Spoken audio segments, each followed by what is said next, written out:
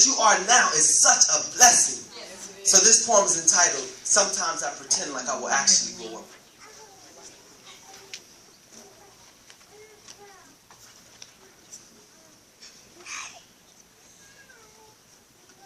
Pray on just a little while longer.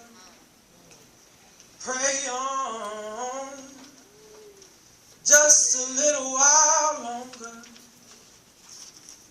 Sometimes I pretend like I will actually grow up one day. You see, where I'm from, hospital and home have become synonymous. Young teenagers lie on ambulance stretchers like their beds. Silver spoons have been replaced with feeding tubes for their child stuck in a vegetable like steak, all because he was at the wrong place at the wrong time.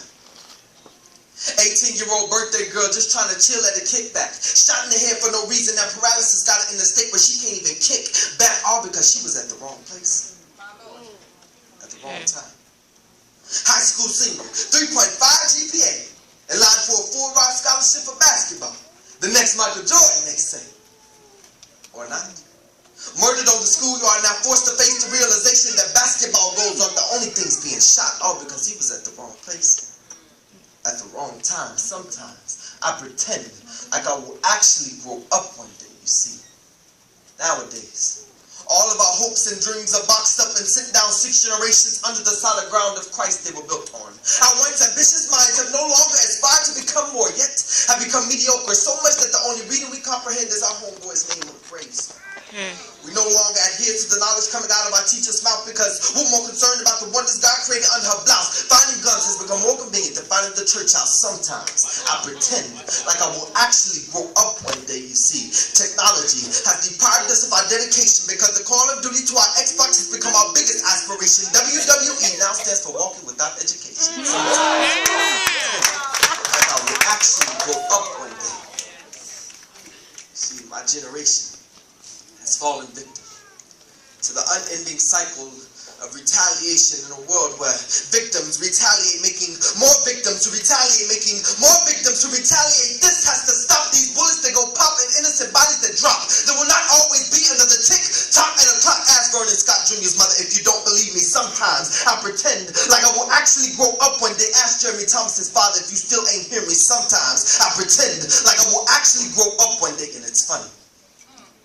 There was no Al Sharpton for that mother, no Jesse Jackson for that father. There was no NAACP for that family. All because young teenagers will pull that trigger without ever giving ear to the thought or ever considering that one day, just maybe, they might be on the other end of it. Sometimes I pretend like I will actually grow up one day. It's sad that the only peace that exists between us is the peace we hold in our hands. Sometimes I pretend like I will actually grow up one day. I'm starting to think the government gets paid an extra check for every dead brown body. I've always wondered why garbage cans were black while garbage trucks were green. Sometimes I pretend like I will actually grow up one day, yet you continue to be silent as a generation wipes themselves out in your silence. It's not peaceful, your silence is not golden, your silence is just as cannibalistic. Sometimes I pretend like I will actually grow up one day, they say. A generation has failed to dream for bigger things. Allow me to say this. It is not that this generation has failed to dream. It's the fact they think they have to put you to sleep in order to. This next poem I want to read to you guys today, and it's entitled, It's My Season, and I'm Walking in It. And I believe that just for this small thing that she has done, God is going to bless her tremendously. God is going to elevate, because who else would have done this? You know, like when D-Ray came up and he said that a lot of people, when they're 21, they want to turn up and they want to drink and they want to get wasted. But she decided to be in the house of the Lord. And God said that he just needs a mustard seed of faith. This poem I'm going to do for you guys today, and I'm going to get out your way. It's entitled, It's My Season, and I'm Walking in It. You call me Lily of the valley, bright and morning star, bridge over troubled waters, the everlasting Prince of Peace, Jesus, you call. The Alpha and Omega, the author and finisher of your faith, the King of Kings, you call me. God God's beloved. Though I am the same kinsman redeemer who was with you before you went through hell, you find it hard to believe that I'll bring you through it. You have become one of those Christians.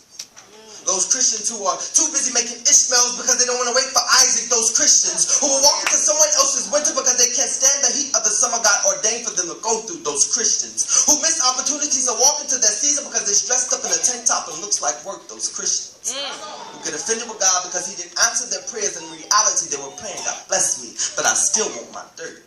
I heard a wise person once say, people come into your life for either a reason, a season, or a lifetime. But you have gotten so attached to a person who was only supposed to be in your life for a reason that has pushed you into a hard season that has altered your lifetime. Catch it on the way home. When one door closes, another one opens, but you're so stuck looking at the closed door, you can't see the open door God has thrown out to you as a lifeline. You see, so many times we forget that during our test, God still makes blessing us his priority. We make trusting him an option.